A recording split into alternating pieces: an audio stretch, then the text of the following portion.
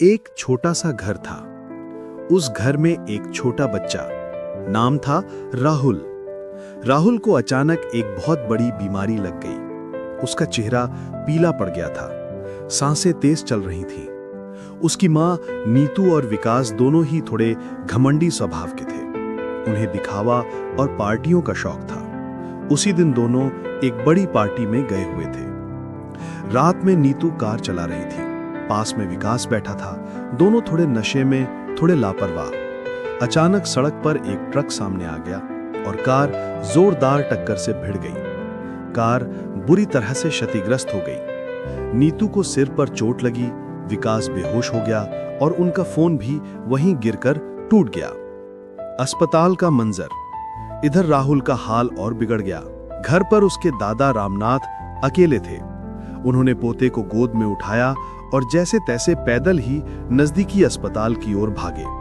बारिश हो रही थी, दादा के कपड़े भीग गए थे, पर पोते की जान बचाना जरूरी था। अस्पताल पहुंचते ही डॉक्टर और नर्सें इधर उधर भागदौड़ करने लगी। नर्स बोली, बच्चे को तुरंत खून चाहिए वरना हालत और बिगड़ जाएगी। दादा के पास न पैसे थे न किसी का नंबर। उनके बेटे बेटी दोनों पार्टी में थे और फोन भी बंद हो गया था। ड्यूटी पर मौजूद डॉक्टर अजय ने बच्चे को देखा।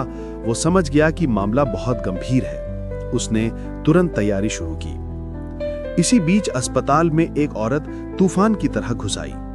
ये थी बच्चे की नानी मंजरी देवी। महंगी साड़ी, आंखों में गुस्सा और चेहरे पर घमंड। उसने डॉक्टर अजय को घेर लिया।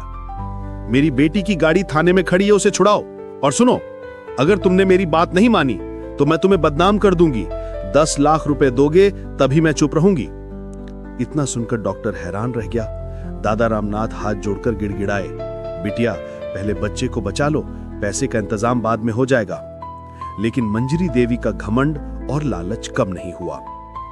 डॉक्टर अजय ने ठान लिया कि वो किसी भी कीमत पर बच्चे की जान बचाएगा। उसने मंजरी देवी की धमकियों को नजरअंदाज किया और सीधे ऑपरेशन थिएटर में चला गया।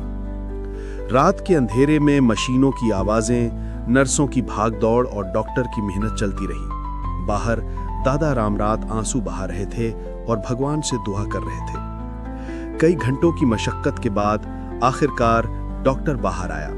उसके कपड़ों पर खून के धब्बे थे, आंखें थकी हुई थीं, लेकिन चेहरे पर एक हल्की सी मुस्कान थी। उसने कहा, बच्चा अब खतरे से बाहर है।